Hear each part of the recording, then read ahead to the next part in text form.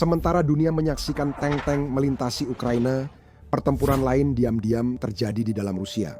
Di bawah kekaisaran Putin, wilayah rapuh bersatu bukan karena kesetiaan, melainkan ketakutan. Sekarang rasa persatuan palsu itu mulai retak. Perang tidak hanya menguras sumber daya Moskwa, tetapi juga memperlihatkan garis patahan yang dalam di dalamnya. Di tempat-tempat seperti Dagestan, bisikan ketidakpuasan telah berkembang menjadi protes dan pembangkangan terbuka. Beberapa wilayah Rusia sedang mencari kemerdekaan, dan Kremlin menghadapi kemungkinan yang mengerikan. Kehilangan hingga 40% wilayahnya. Terus terang, ini mulai terasa seperti hari-hari terakhir Uni Soviet. Dengan situasi sekarang, pertanyaannya bukan hanya soal Ukraina, tapi apakah Putin bisa mencegah negaranya dari perpecahan. Jika Anda melihat melewati parade dan propaganda yang diberikan Putin kepada rakyatnya, Anda akan melihat medan pertempuran yang berbeda sedang terbentuk di dalam Rusia. Yang satu ini bukan tentang tank dan perbatasan, tapi tentang identitas dan manusia. Krisis separatis Rusia bukan berita baru. Ini luka lama yang terlalu lama diabaikan dan kini berdarah lagi. Masalah yang dulunya tersembunyi di buku sejarah kini mulai muncul ke permukaan, menyebar lebih cepat daripada yang bisa dikendalikan Kremlin. Penumpukan rasa kesal selama puluhan tahun ini memperlihatkan betapa terpecahnya negara ini sebenarnya. Walau di peta terlihat seperti satu tanah luas. Rusia sebenarnya memiliki 83 wilayah dan lebih dari 20 diantaranya adalah republik etnis dengan bahasa, tradisi, dan kenangan kuat akan kemerdekaan mereka sendiri. Selama bertahun-tahun, Moskwa membungkam mereka dengan takut, uang, dan kekuatan, tapi cara ini mulai melemah. Nilai politik Putin menurun, orang-orang mulai berani berbicara, menunjukkan kebanggaan warisan, dan menuntut perlakuan adil. Saat negara mencoba membungkam mereka, mereka jadi lebih lantang dan marah sehingga masalah semakin memuncak. Contoh Bashkortostan. Awal tahun ini, ribuan orang turun ke jalan di Ufa dan meneriakkan yel-yel Bashkir setelah Fahil Aslianov, aktivis pembela bahasa dan identitas Bashkir, ditangkap. Itu bukanlah protes politik, itu soal martabat. Tapi Moskow melihatnya sebagai ancaman. Benar kan? Polisi turun tangan, ratusan orang ditangkap, dan internet pun diputus. Pemerintah berhasil menumpas protes tersebut, tetapi pesannya menyebar jauh melampaui Bashkortostan. Orang-orang tidak lagi berdiam diri dan Bashkortostan bukan satu-satunya. Di Dagestan, kemarahan bahkan lebih dalam. Sejak perang dimulai, wilayah itu sudah ada ratusan protes anti wajib militer.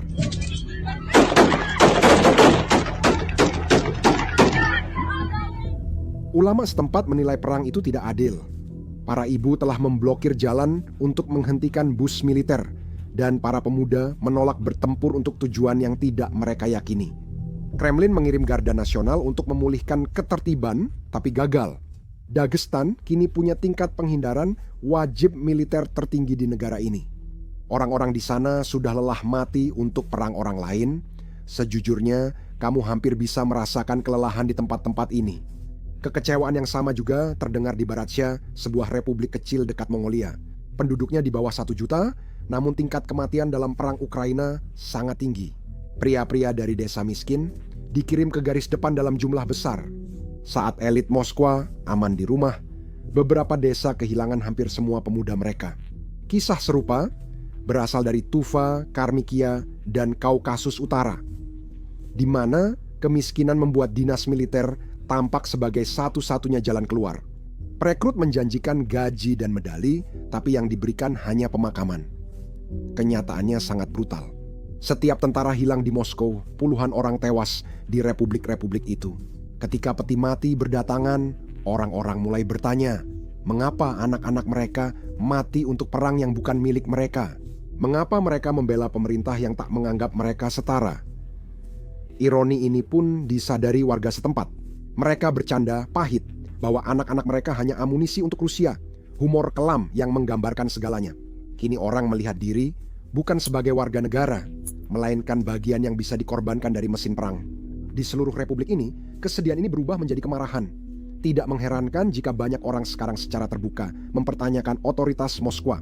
Protes ini bukan hanya soal kemiskinan atau politik, tapi sesuatu yang lebih mendalam. Perasaan bahwa Moskwa tidak hanya memerintah wilayah-wilayah ini, tetapi juga mengurasnya. Sementara orang-orang ke satu arah, uangnya justru ke arah lain. Wilayah luar Rusia memproduksi minyak, gas, berlian, dan logam yang menopang negara ini. Tapi mereka hampir tidak melihat keuntungan apapun. Yakutia misalnya menghasilkan hampir semua berlian Rusia. Wilayah ini begitu kaya sumber daya, sehingga menghasilkan 15% dari seluruh berlian di dunia menurut Kepala Pusat Sortir Berlian. Pada 2024, tambangnya hasilkan lebih dari 4 miliar dolar. Namun, anggaran daerah hanya menerima kurang dari 2%. Sementara itu, sekolah-sekolah runtuh, rumah sakit kekurangan pasokan, dan seluruh kota tenggelam dalam kemiskinan. Ini adalah cerita yang sama di seluruh Siberia dan Timur Jauh. Moskwa mengambil segalanya dan tidak memberikan apapun kembali. Orang-orang merasa dirampok dan dilupakan saat menyaksikan tanah mereka dikuras habis, sementara komunitas mereka membusuk. Dan itulah bagian yang Moskwa enggan akui. Meskipun menyedot semua sumber daya ini, kehidupan orang biasa tidak menjadi lebih baik. Negara ini kini menghadapi lebih dari 16.000 sanksi internasional terbanyak sepanjang sejarah modern. Investasi asing turun, inflasi naik di atas 12%, dan kebutuhan pokok makin langka. Harga bahan bakar di Siberia naik 2 kali lipat. Di atas semua itu, sekolah-sekolah tutup karena mereka tidak mampu membayar pemanas dan rumah sakit, bahkan tidak bisa menutupi perawatan dasar. Masalah ekonomi juga meliputi daya beli. Banyak kota di Siberia bergantung pada pertambangan atau kayu, namun upah rendah dan harga terus naik. Di Yakutia, pendapatan tahunan rata-rata sekitar 7.500 dolar dibandingkan dengan lebih dari 25.000 dolar di Moskow.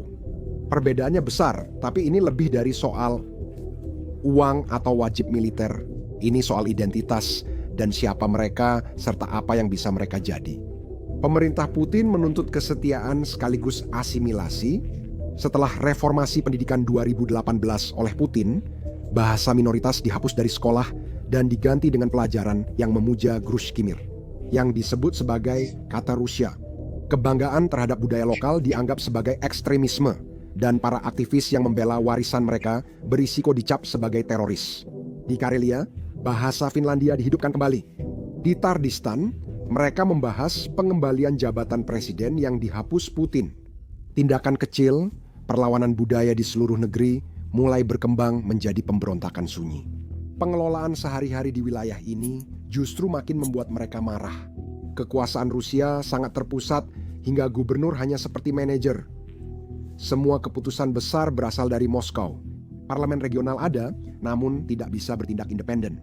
Ketika banjir terjadi di Yakutia, atau pengeboran merusak padang rumput rusa di Kutub Utara, pemimpin lokal tak bisa bertindak tanpa persetujuan Kremlin. Hal ini menghasilkan sebuah negara yang di atas kertas tampak seperti federasi, tetapi dalam praktiknya lebih terasa seperti pendudukan. Ketika orang-orang diabaikan terlalu lama, mereka mulai mengajukan pertanyaan-pertanyaan berbahaya. Bagaimana jika kami mengatur semuanya sendiri? Pertanyaan itu kini mendapat audiens daring. Forum Negara-Negara Merdeka Rusia menghubungkan aktivis dari semua republik secara online. Mereka tidak hanya menuntut otonomi lebih, tapi juga membayangkan hidup tanpa Moskwa. Anak muda Rusia di Dagestan, Bashkoristan, Tardistan gulir melalui Telegram, VK, dan TikTok melihat orang lain berbicara secara terbuka tentang identitas, budaya, dan kemerdekaan. Komunitas terasing di Eropa dan Mongolia memperkuat pesan itu. Seorang tufan muda sekarang bisa melihat bagaimana Mongolia mempraktikkan bahasa dan tradisinya dan bertanya-tanya mengapa Moskow tidak melakukannya. Rasa ingin tahu berubah jadi kemarahan, lalu menjadi aksi. Dulu hanya bisikan, kini jadi percakapan yang cepat menyebar. Perbedaan utama tahun ini adalah kebencian ini kini punya cetak biru. Ukraina. Wilayah-wilayah Rusia menyadari saat negara tetangga seukuran Tardistan berani menantang Moskwa. Perlawanan Ukraina membuktikan bahwa kemerdekaan bukan hal mustahil. Sebuah negara yang lebih kecil menantang Kremlin dan tidak lenyap. Perlawanan itu telah menanamkan gagasan berbahaya di Rusia. Jika Ukraina bisa berdiri sendiri, kenapa kita tidak bisa? Kenyataan itu membuat Kremlin gemetar ketakutan. Jawaban Putin terhadap semua keluhan, permohonan, dan protes ini sudah bisa ditebak. Lebih banyak polisi, lebih banyak propaganda, dan lebih banyak menyalahkan campur tangan asing. Tapi ini bukan datang dari barat, ini datang dari dalam Rusia sendiri. Dari ibu yang menguburkan putranya, guru yang dipaksa tinggalkan bahasa, dan penambang yang kekayaannya dikirim ke Moskow saat kotanya hancur. Dan itulah yang benar-benar menakutkan Putin. Ketakutan terbesarnya bukanlah NATO, tapi peta Rusia itu sendiri. Selama 20 tahun, dia membangun kekuasaannya di atas ilusi stabilitas. Dia memusatkan segalanya, membungkam perbedaan, dan memastikan semua keputusan melalui Moskow. Ini berhasil sementara. Namun, kini ekonomi kesulitan, perang berkepanjangan, dan rasa takut yang dulu membuat orang patuh mulai hilang. Apa penggantinya? Itu lebih berbahaya bagi Kremlin. Keyakinan bahwa mereka mungkin tidak lagi membutuhkan Moskwa, keyakinan bahwa mereka bisa pergi dan berdiri sendiri. Dengan menggabungkan penindasan budaya, eksploitasi sumber daya, dan dampak perang, Anda mulai melihat gambaran utuhnya. Ini bukan masalah terpisah, melainkan garis patahan, saling terhubung yang melintasi fondasi Rusia dan saling memperburuk. Seorang pemuda dari Tuva kehilangan bahasanya, kehilangan tanahnya karena pertambangan, lalu kehilangan saudaranya dalam perang yang tidak pernah ia inginkan. Ketika dia pulang, dia tidak lagi melihat Moskwa sebagai ibu kotanya. Itulah tepatnya bagaimana pemberontakan dimulai. Kecuali ada sesuatu yang berubah, suatu hari nanti Moskwa mungkin akan terbangun dan mendapati bahwa kekaisarannya diam-diam mulai menghilang. Semua kemarahan ini tidak muncul begitu saja. Ini adalah gema dari berabad-abad pengendalian oleh sebuah kekaisaran yang sebenarnya tidak pernah benar-benar berakhir. Untuk memahami alasan Rusia terpecah, Anda perlu melihat sejarah lebih jauh. Bukan hanya pada Putin atau Stalin, tapi sejak Moskwa merasa ditakdirkan memerintah. Apa yang dimulai sebagai sebuah kerajaan kecil dan dingin tumbuh melalui campuran ambisi, paranoia, dan kebrutalan. Rusia tidak hanya menaklukkan tetangganya, tetapi juga menelan mereka bulat-bulat. Tatar, Chechen, Buryat, Yakut, dan puluhan lainnya disatukan di bawah perlindungan, meski kota terbakar dan bahasa hilang. Penaklukan tak hanya soal wilayah, tapi juga memaksa semua masuk ke dunia Rusia dan membentuk identitas. Setiap penaklukan meninggalkan luka. Tatar dan Bashkir tak pernah lupa khanat mereka yang hilang. Kaukasus jadi zona perang terus-menerus. Dan di Siberia, masyarakat adat ditarik ke dalam kekaisaran dengan dalih peradaban, yang seringkali tampak seperti perbudakan. Rusia memerintah dengan ketakutan, bukan kepercayaan, selalu waspada terhadap pemberontakan. Perluasan ini bukan sekadar keserakahan, tapi juga karena takut. Jika tidak maju, Rusia bisa ditaklukkan. Geografi sangat membentuk pola pikir ini. Dataran luas tanpa batas alam serta musuh di setiap sisi sangat penting. Agar merasa aman, kekaisaran harus maju. Pada abad ke-19 keyakinan ini jadi kebijakan. Para tsar tidak hanya memerintah sebuah negara, mereka memerintah sebuah keyakinan bahwa Moskwa dipilih oleh Tuhan untuk menyatukan semua bangsa Slavia dan lebih dari itu. Misi itu mahal harganya. Jutaan orang hancur di bawah kekaisaran. Lalu datang tahun 1917. Tsar telah tiada, namun kekaisaran tetap hidup. Uni Soviet berjanji membebaskan, namun malah mengendalikan. Stalin menjadikan tiap republik sebagai boneka. Bahasa lokal ditoleransi jika menguntungkan, dan para pemimpin harus patuh atau menghilang. Kekaisaran itu dipersatukan oleh rasa takut, bukan keyakinan. Uni Soviet menjual citra persaudaraan dan kesetaraan. Pesannya selalu sama. Persatuan berarti patuh. Rakyat menyerahkan segalanya ke negara, tapi hanya menerima slogan sebagai balasan. Ketika Uni Soviet akhirnya runtuh pada tahun 1991, luka-lukanya tidak hilang, mereka hanya berganti nama. Ukraina, Georgia, dan negara Baltik berhasil merdeka. Namun puluhan bangsa kecil lain tetap terperangkap di Rusia, mendukung ambisinya. Putin berjanji stabilitas, namun justru membangun kekaisaran yang lebih tenang.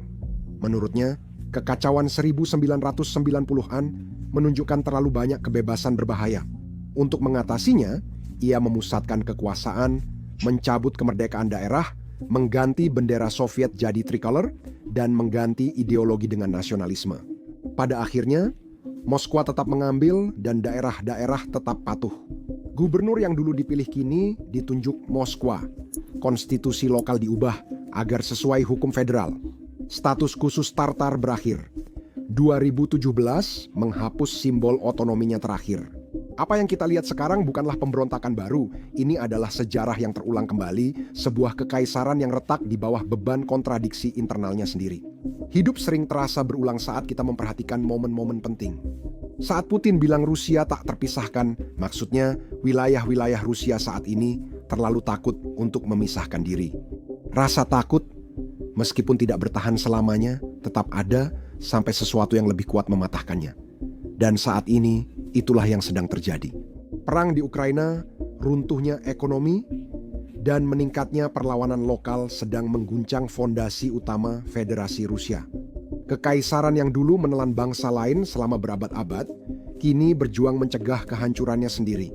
Sekarang, jika Anda benar-benar ingin melihat betapa rapuhnya keadaan saat ini, Anda hanya perlu melihat di mana garis patahannya, yang paling dalam. Dari pegunungan Kaukasus hingga ke tepian beku Arktik, seluruh wilayah merasa gelisah, marah, dan lelah karena diabaikan oleh Moskwa. Mari mulai dengan Kaukasus Utara. Semua orang tahu Chechnya dan itu ada alasannya. Usai 2 perang brutal, wilayah itu kini dikuasai Ramzan Kadyrov yang memuji Putin secara terbuka, namun diam-diam membangun kerajaannya sendiri. Secara formal, Chechnya tampak setia, tapi sebenarnya hanya tampak luar. Di baliknya, kebencian masih mendalam. Luka akibat perang, deportasi, dan kehancuran belum pulih hanya menjadi sunyi. Di sebelahnya, Dagestan bahkan lebih mudah meledak. Komunitas ini sangat miskin, terdiri dari berbagai etnis dan agama, serta banyak keluarga kehilangan anggota laki-laki akibat perang. Protes sering meletus akibat kemarahan atas mobilisasi dan pengabaian bertahun-tahun. Ingushetia dan Kabardino-Balkaria mengalami kisah lama yang serupa. Ketidakpercayaan pada Moskow, frustrasi karena diabaikan, dan keyakinan bahwa Kremlin hanya mengingat saat butuh tentara. Ke utara, Anda akan menemukan ketegangan berbeda. Di Republik Volga-Ural, Tardistan dulunya adalah kebanggaan otonomi daerah. Tardistan memiliki konstitusi sendiri, bahasa sendiri, hak-hak sendiri, dan kesepakatan unik dengan Moskwa yang memberinya kemerdekaan nyata. Namun, semua itu berakhir tahun 2017 saat Putin mencabut hak-hak tersebut. Bashkortostan juga mengalami gelombang kemarahan, terutama tahun lalu saat terjadi protes besar-besaran. Nasionalisme, aktivisme lingkungan, dan sentimen anti-perang membentuk gerakan yang sulit diabaikan Moskwa. Tempat-tempat ini menunjukkan pada Kremlin bahwa separatisme bisa terjadi tanpa senjata. Seringkali kebanggaan, budaya, dan ambisi ekonomi cukup menantang kendali. Lalu ada Siberia di timur jauh. Wilayah ini luas dan kaya sumber daya, tapi penduduk hanya meminta sedikit sebagai balasan. Di Bryanskia, mobilisasi berdampak besar. Beberapa desa kehilangan hampir semua pria dewasa. Banyak penyintas pindah ke luar negeri, membentuk kelompok pengasingan di Mongolia dan Eropa yang kini menyuarakan anti-perang dan pro-otonomi. Yakutia atau Sakha terletak di atas tambang emas dan berlian. Penduduk lokal hanya melihat orang luar untung, sementara sungai dan hutan mereka rusak. Tuva yang kecil dan mayoritas bukan Rusia juga terdampak mobilisasi, dengan keluarga membayar harga jauh lebih tinggi dibanding di Moskow. Dan bukan hanya wilayah minoritas yang merasa gelisah. Kota-kota seperti Chabarovsk, Vladivostok juga menjadi semakin berani, merangkul semacam identitas Siberia. Bangga, mandiri, dan semakin bermusuhan dengan gagasan untuk diperintah dari ribuan kilometer jauhnya. Wilayah Arktik dan utara jauh pun tak kebal. Masyarakat adat seperti Nenets dan Chukchi kehilangan tanah mereka karena proyek minyak dan gas. Rute penggembalaan rusak, hak menangkap ikan diabaikan. Saat mereka protes, sering terjadi penangkapan komunitas kecil ini, tapi perlawanannya berdampak besar. Ini menunjukkan bahkan di Rusia yang paling dingin dan terpencil, orang mulai berkata cukup. Kaliningrad dan Karelia terpisah secara geografis dan berbeda budaya. Kaliningrad berada di antara negara-negara NATO. Karelia, dekat Finlandia, lebih bersikap Eropa daripada Rusia dan penduduknya sadar akan hal itu serta cenderung memandang ke barat. Ketika Moskow memperketat pengawasan dan menindak perbedaan pendapat, ketidakpuasan makin dalam. Semakin jauh dari Kremlin, semakin sedikit orang terikat dan mulai membayangkan hidup tanpanya. Agama sangat berperan dalam gejolak di Rusia, terutama di Kaukasus Utara, di mana Islam kerap berbenturan dengan kontrol Moskow. Di tempat-tempat seperti Dagestan dan Chechnya, iman bukan sekadar sesuatu yang dipraktikkan orang, tapi sudah menjadi bagian dari jati diri mereka. Itu adalah perisai mereka, suara mereka, cara mereka untuk berkata, "Hei, kami masih di sini." Saat ulama setempat menyebut perang Moskow tidak adil di masjid, orang-orang mendengar dan kata-katanya cepat tersebar. Tak lama, orang-orang sudah berkumpul di jalan. Sementara itu, gereja Ortodoks Rusia berada di pusat kekuasaan bersama Kremlin. Agama ini dianggap iman sejati, mendapat banyak dana dan perlindungan hukum. Bagi komunitas Muslim yang hidup sesuai tradisi atau hukum sendiri, situasinya berbeda karena negara bertindak tegas. Moskow telah melakukan ini selama puluhan tahun, mengirim pasukan, menutup sekolah agama, dan membungkam pemimpin. Tahun 1900-an, situasi sangat brutal. Ribuan orang tewas, luka masih terasa hingga kini. Kekerasan tidak menumbuhkan loyalitas, tapi kebencian. Orang-orang melihat keyakinan mereka dihancurkan, sementara ortodoksi dijadikan agama nasional. Perpecahan kota dan desa memperburuk segalanya. Di Kazan dan Ufa, aktivis muda memakai media sosial untuk membahas iman, budaya, dan menjaga identitas mereka. Dari desa-desa terpencil di mana kemiskinan merajalela dan sekolah-sekolah rusak, orang-orang ikut merasakan kemarahan itu. Bagi mereka, ini bukan sekadar kebanggaan, tapi soal bertahan hidup. Di wilayah itu muncul pola, kekayaan budaya atau sumber daya membuat mereka gelisah. Mereka mengalami penindasan budaya, eksploitasi ekonomi, penyalahgunaan agama, dan kerugian militer besar. Ada yang protes, ada yang diam-diam melawan, tapi suasananya tetap frustrasi dan lelah. Kendali Kremlin terasa berat, jauh, dan tidak pantas, membuat momen ini sangat berbahaya bagi Moskwa. Negara ini mungkin terlihat bersatu di atas kertas, tapi di bawah permukaan sedang berada di bawah tekanan. Kebanggaan budaya, frustrasi ekonomi, dan kehilangan manusia bersatu jadi kekuatan besar. Jika percikan yang tepat terjadi pada waktu yang tepat, retakan-retakan itu bisa berubah menjadi sesuatu yang jauh lebih besar, sesuatu yang mungkin tidak lagi bisa dikendalikan oleh Kremlin. Dan sementara Rusia berusaha keras untuk mempertahankan kesatuannya, ada satu negara yang mengamati dengan saksama, Tiongkok. Karena apa yang terjadi pada Rusia hari ini adalah mimpi buruk yang ingin dihindari Beijing di masa depan.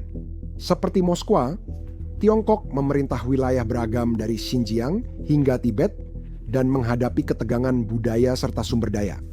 Kesulitan Rusia tergolong kecil, mencerminkan tantangan yang sudah dikenal Beijing, serta jadi peringatan akibat membiarkan kebencian terlalu lama. Kedua negara memiliki pedoman serupa.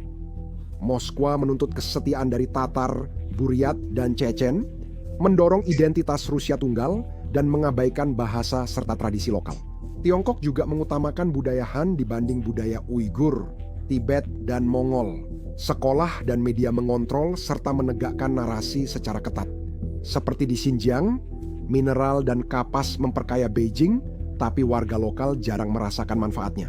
Sungai tercemar, tanah digunduli, dan warga dua daerah merasa rumah mereka jadi koloni sumber daya ibu kota.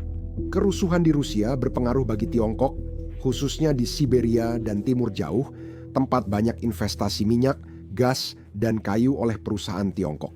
Jika kendali Moskwa melemah, Beijing bisa lebih mudah mengakses kekayaan ini, meski risikonya tinggi. Rusia yang terpecah dapat memicu pembangkangan serupa di perbatasan Tiongkok. Anak muda di Xinjiang dan Baskotistan memakai media sosial untuk berbagi frustrasi dan mengaitkan perjuangan lokal dengan ide global. Ketika sebuah protes di Dagestan menjadi viral, itu tidak hanya bergema di Siberia, tetapi juga sampai ke Odomchi. Beijing tahu bahwa menekan budaya atau mengabaikan penderitaan ekonomi, seperti yang dilakukan Moskwa, bisa berakibat sebaliknya. Perang Rusia di Ukraina telah menguras ekonominya dan memicu kemarahan di wilayah-wilayahnya. Tiongkok tak menghadapi perang serupa, namun tekanan di wilayahnya sendiri, seperti pengawasan ketat dan asimilasi paksa, memicu kebencian tersembunyi. Jika Federasi Rusia retak, ini bisa memicu gagasan berbahaya di pinggiran Tiongkok, di mana orang-orang mulai mempertanyakan mengapa kekayaan dan identitas mereka dikorbankan untuk pusat. Bagi Tiongkok, krisis Rusia jadi pelajaran dan peluang. Beijing sadar ketakutan dan kontrol hanya bisa mempertahankan kekaisaran sementara. Namun, Tiongkok juga melihat peluang untuk memperluas pengaruhnya, terutama di wilayah timur Rusia yang kaya sumber daya. Jika cengkraman Moskow semakin melemah, tantangannya menjaga keseimbangan, karena kekacauan berlebihan bisa membawa ketidakstabilan ke Tiongkok lewat pengungsi atau konflik. Penderitaan Rusia mengingatkan bahwa kekaisaran berbasis eksploitasi dan penghapusan di Moskow atau Beijing tak pernah sekuat tampaknya. Jadi, apa yang terjadi jika retakan-retakan itu terus melebar? Sebenarnya tidak hanya ada satu akhir di sini, frankly, ada beberapa dan tidak satu pun yang tampak damai. Kemungkinan lain adalah fragmentasi terkendali, di mana wilayah-wilayah belum menuntut kemerdekaan sepenuhnya. Mereka ingin diperlakukan adil, mengelola anggaran sendiri, memiliki sekolah berbahasa sendiri, dan undang-undang sesuai budaya mereka. Tatarstan sudah lama berjalan di garis ini. Dengan hati-hati, bangga, namun tetap pragmatis. Rashkodostan juga menjadi contoh di mana sentimen anti-perang, aktivisme lingkungan, dan kebangkitan budaya membentuk suara regional yang kuat. Dalam skenario ini, ketegangan tumbuh perlahan tapi pasti. Protes meletus ketika Kremlin menolak untuk mendengarkan. Saluran Telegram ramai dengan pembaruan. Komunitas pengasingan membantu menyebarkan berita ke luar negeri. Penangkapan terjadi seperti biasanya, tetapi hal itu justru memperkuat gerakan tersebut. Tuntutan lokal bisa segera berubah jadi kampanye terorganisir, petisi, atau referendum yang sulit dikendalikan Moskow. Namun, fragmentasi yang dikendalikan jarang tetap rapi. Setelah satu wilayah mendapat hak bahasa, wilayah lain menuntut bagian pendapatan minyak dan gas, sementara yang lain ingin membebaskan pemuda mereka dari mobilisasi berikutnya. Kemenangan kecil memicu inspirasi berikutnya. Di atas kertas Moskow bisa menjaga federasi, tapi kenyataannya persatuan makin memudar. Apa yang dulu terasa seperti sebuah negara, sekarang lebih terasa seperti kumpulan wilayah yang berusaha melepaskan diri dari gravitasi. Ada skenario yang lebih kacau, perpecahan penuh kekacauan, mimpi buruk Moskow. Itu bisa terjadi jika perang lama, ekonomi runtuh, atau ada kekosongan pemimpin setelah Putin, hingga pusat kekuasaan tak mampu bertahan.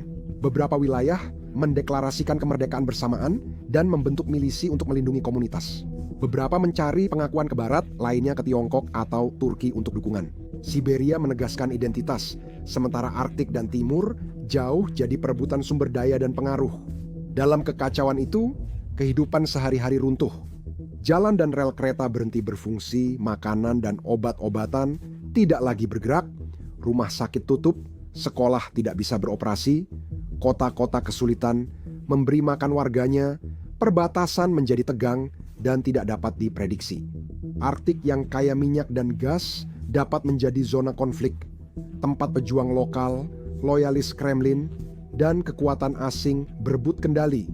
Efek berantai tak hanya di Rusia, tapi juga berdampak ke Eropa, Tiongkok, dan negara mitra dagang Rusia. Ada jalan ketiga, tampak tenang tapi tetap berbahaya, kekaisaran beku. Di sini, Rusia secara teknis masih bertahan, tetapi persatuannya sudah mati. Kremlin memakai propaganda, belanja militer tinggi, dan pengawasan ketat agar rakyat patuh. Secara lahiriah, negara ini tampak stabil, tetapi rasa ketidakpuasan tumbuh di bawah permukaan. Para pemimpin lokal memegang jabatan, tetapi tidak memiliki kekuasaan nyata. Protes tetap ada, hanya lebih sunyi. Anak muda kini mencari harapan di luar negeri, bukan Moskwa. Negara tampak tenang di permukaan, tapi keresahan mengalir di bawahnya. Tema skenario ini: ketaatan bisa dipaksakan, tapi kesetiaan tidak. Sejarah memberi banyak peringatan. Chechnya tahun 1990-an menunjukkan konflik kecil dapat berubah jadi perang besar. Runtuhnya Uni Soviet menunjukkan negara bisa tampak stabil hingga akhirnya hancur. Moskow memahami pelajaran ini, namun tetap tidak kebal. Sejarah tak pernah benar-benar terulang. Sejarah mencerminkan tekanan yang terus tumbuh hingga akhirnya meledak. Satu kebenaran berlaku dalam semua ini. Federasi Rusia seperti panci presto yang tak bisa terus menahan tekanan. Meski Moskow tampak kuat, kekuatan itu lebih pada citra. Penindasan memicu perlawanan. Generasi muda yang terhubung kini melihat melampaui Moskow dan pengaruhnya menyebar lebih cepat dari sebelumnya.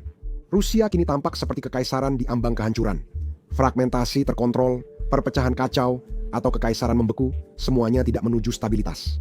Selama puluhan tahun, Kremlin memakai ketakutan, eksploitasi, dan propaganda untuk mempersatukan negara. Alat-alat itu mulai melemah, akibatnya bisa mengubah peta dunia selama beberapa generasi. Namun perlu dicatat, tidak semua wilayah ingin benar-benar memisahkan diri. Beberapa wilayah berusaha dihormati, berpengaruh, atau melestarikan budaya, bukan ingin merdeka penuh. Separatisme bukan hanya soal bendera atau batas baru. Bagi banyak orang, ini soal kebanggaan, mempertahankan bahasa, tradisi, atau menentukan masa depan sendiri. Contohnya Tardistan. Republik ini sudah lama berhati-hati. Mereka bangga pada warisan Turki, bahasa, dan sejarah Khanate yang kuat berabad-abad lalu. Mereka ingin lebih mengatur anggaran dan sekolah, tapi tetap realistis. Mereka mencari kesepakatan lebih baik di Rusia, bukan memisahkan diri. Pemimpin Tardistan bernegosiasi dengan Moskow, menyeimbangkan budaya dan loyalitas demi perdamaian. Ini dorongan tenang untuk otonomi, bukan tuntutan kemerdekaan. Bandingkan dengan Dagestan. Di Kaukasus Utara, suasananya jauh lebih meledak. Dagestan adalah campuran dari puluhan kelompok etnis, masing-masing dengan bahasa dan tradisinya sendiri. Dan mereka telah diabaikan oleh Moskow selama bertahun-tahun. Ditambah lagi dengan kemarahan karena anak-anak mereka direkrut untuk perang yang tidak mereka dukung. Dan Anda mendapatkan sesuatu yang mentah dan mudah meledak. Protes di sana bukan sekadar soal bahasa atau anggaran, tapi tentang bertahan hidup. Jalan-jalan diblokir, para ulama angkat bicara, dan para pemuda menghindari wajib militer dalam jumlah besar. Tidak sulit untuk melihat alasannya. Jika rumah seperti koloni dan bangsamu jadi umpan meriam, kesabaran cepat habis. Kerusuhan di Dagestan tidak seberhati-hati seperti di Tardistan, lebih meledak-ledak dan berfokus pada pembebasan dari Moskow. Perbedaan ini penting saat cengkeraman Moskow melemah. Dunia tidak hanya menyaksikan satu jenis pemberontakan, tetapi berbagai gerakan, masing-masing dengan risiko dan peluangnya sendiri. Karena itu, Tiongkok, Uni Eropa, dan Turki mulai memperhatikan. Akan kita bahas segera. Bukan hanya republik etnis yang menentang kendali Moskwa, bahkan di kota dan wilayah berpenduduk mayoritas etnis Rusia, situasinya mulai berubah. Khabarovsk dan Vladivostok yang jauh dari Kremlin mulai menemukan suara sendiri. Bukan karena kebanggaan budaya, tapi karena merasa diabaikan. Ini bukan soal bendera atau bahasa, tapi soal keadilan, bertahan hidup, dan keyakinan bahwa Moskwa hanya menganggap mereka sebagai pos terluar. Contohnya Khabarovsk, kota di timur Rusia yang sangat jauh dari Moskwa tanpa melewati perbatasan. Pada tahun 2020, sesuatu terjadi. Kremlin menangkap Sergei Frugal, gubernur populer di negara itu, atas tuduhan yang oleh banyak warga setempat dianggap palsu. Frugal bukan sekadar politisi, ia pahlawan lokal yang mengurangi pengeluaran, memperbaiki jalan, dan mewakili daerah yang lama diabaikan. Penangkapannya seolah Moskow menghina mereka. Selama berminggu-minggu, puluhan ribu orang turun ke jalan, mengibarkan bendera daerah dan menuntut kendali lokal. Jumlah massa pernah mencapai 50.000 orang, sangat besar bagi kota berpenduduk sekitar 60.000 jiwa. Mereka tidak menuntut kemerdekaan, namun muak Moskwa yang menentukan pemimpin seperti orang tua memilih pakaian anak. Protes mereda usai penangkapan dan musim dingin, tapi kemarahan tetap ada. Tahun 2024, unjuk rasa kecil muncul akibat kenaikan biaya bahan bakar, diorganisir lewat Telegram dan Vika, menandakan semangat Khabarovsk masih hidup. Warga kini terbuka membicarakan kebanggaan Timur Jauh dan pemberontakan diam-diam bahwa mereka bisa lebih baik tanpa kendali Moskow.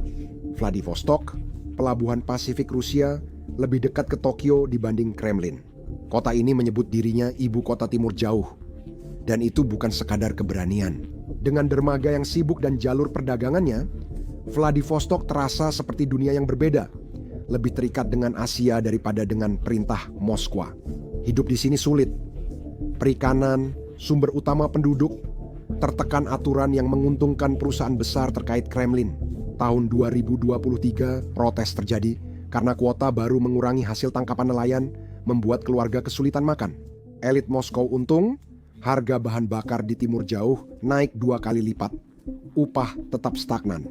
Pekerja di Vladivostok rata-rata hanya menerima setengah penghasilan pekerja Moskow, sehingga ketegangan meningkat.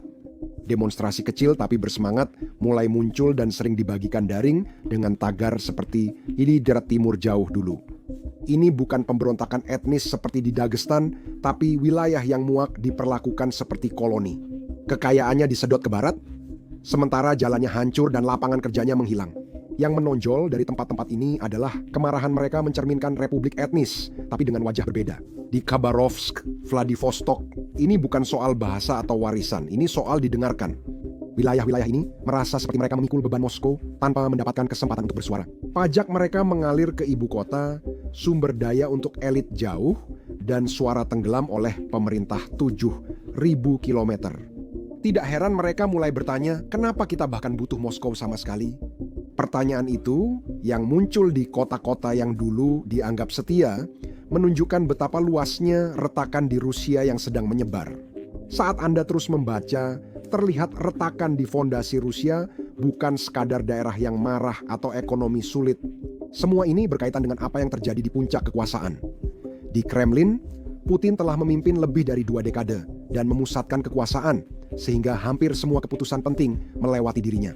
Namun, dia tak akan di sana selamanya dan siapa penggantinya mulai jadi masalah.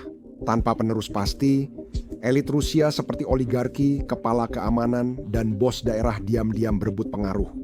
Perebutan kekuasaan di balik layar ini bisa mengubah segalanya bagi wilayah-wilayah yang melawan Moskow. Cengkeraman Putin kini menjaga sistem tetap utuh meski rapuh. Jika dia mundur atau terjadi sesuatu, perebutan pengganti bisa mengalihkan fokus Kremlin. Sebagian elit mungkin ingin tindakan lebih tegas agar wilayah seperti Dagestan dan Tardistan tetap patuh, misal dengan menambah pasukan atau memperketat hukum. Sebagian mungkin melonggarkan kendali, memberi anggaran lokal atau konsesi bahasa untuk meredakan kerusuhan. Wilayah-wilayah itu tetap tidak akan diam. Moskow yang sedang teralihkan perhatiannya bisa memberi tempat seperti Bashkortostan dan Yakutia peluang yang mereka butuhkan untuk menuntut lebih banyak otonomi atau bahkan memisahkan diri. Menariknya, persaingan di kalangan elit mulai terlihat. Bos keamanan, Federalnaya Sluzhba Bezopasnosti, ingin lebih banyak kendali dan pengawasan. Sedangkan beberapa gubernur dan taipan bisnis mendorong kesepakatan agar daerah tetap setia namun punya lebih banyak kekuasaan. Pada tahun 2024, desas-desus ketegangan antara lingkaran dalam Moskow dan para pemimpin daerah seperti gubernur Tatarstan muncul ke permukaan ketika terjadi sengketa anggaran yang terhenti. Pertarungan ini memperdalam perpecahan. Daerah mulai menyadarinya. Rumah yang terpecah tak akan bertahan, dan daerah di Rusia tahu itu. Namun, permainan belum usai. Moskow tidak hanya diam saja melihat garis perpecahan ini semakin melebar. Mereka berupaya menjaga daerah tetap patuh, tidak selalu dengan kerusuhan, polisi, atau propaganda. Kremlin punya strategi khusus. Strategi ini telah diasah puluhan tahun dengan langkah andalan merangkul elit lokal.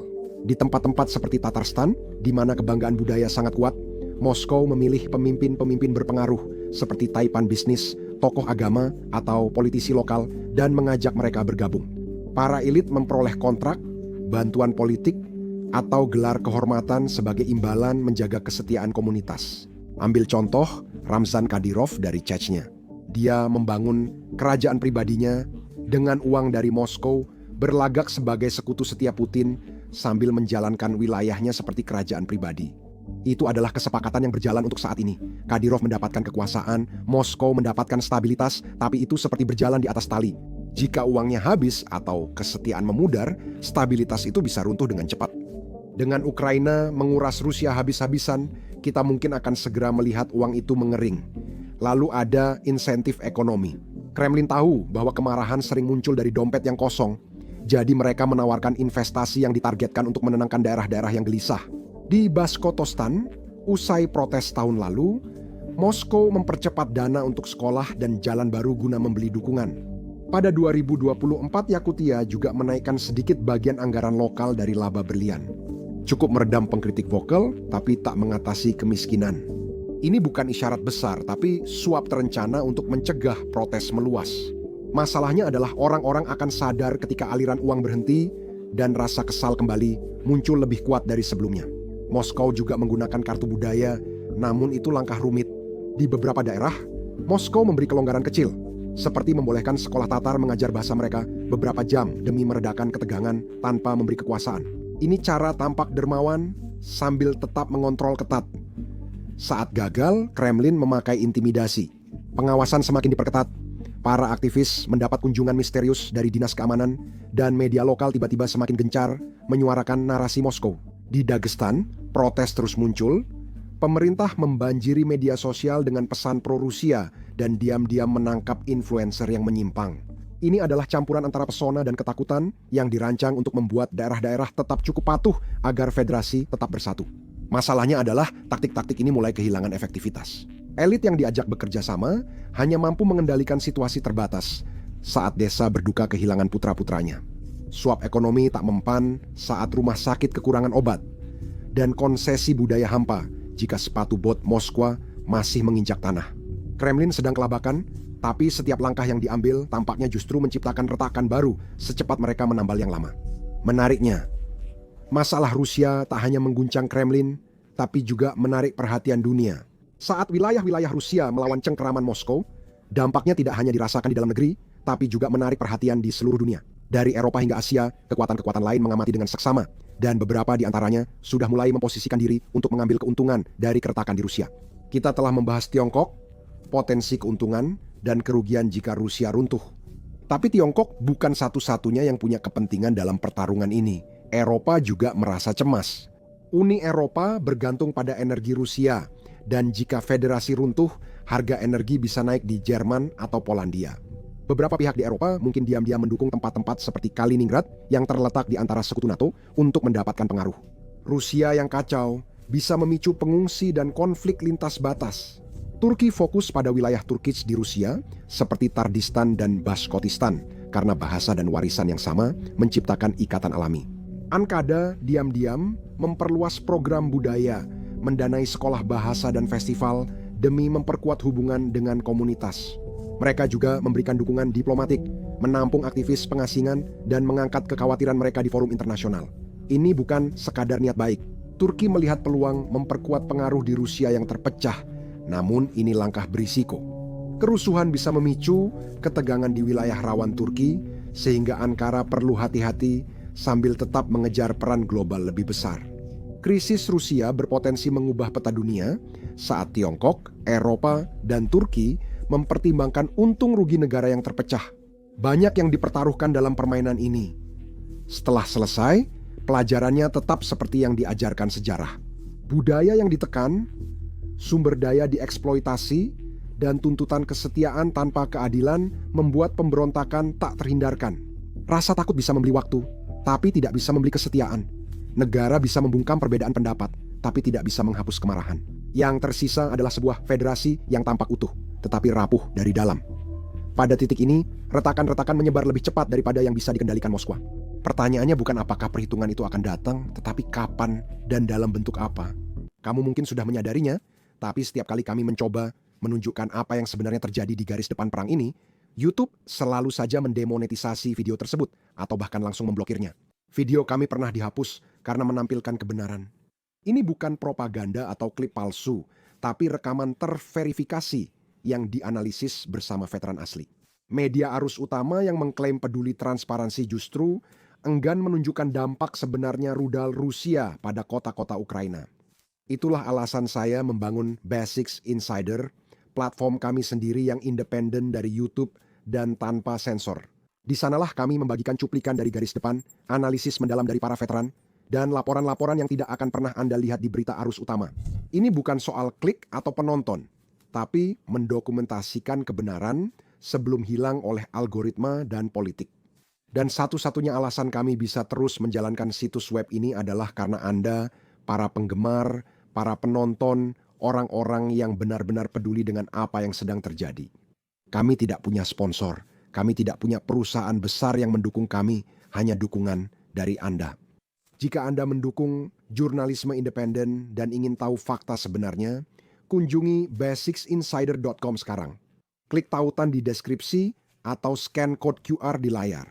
Perang terjadi bukan hanya di medan tempur, tapi juga demi kebenaran.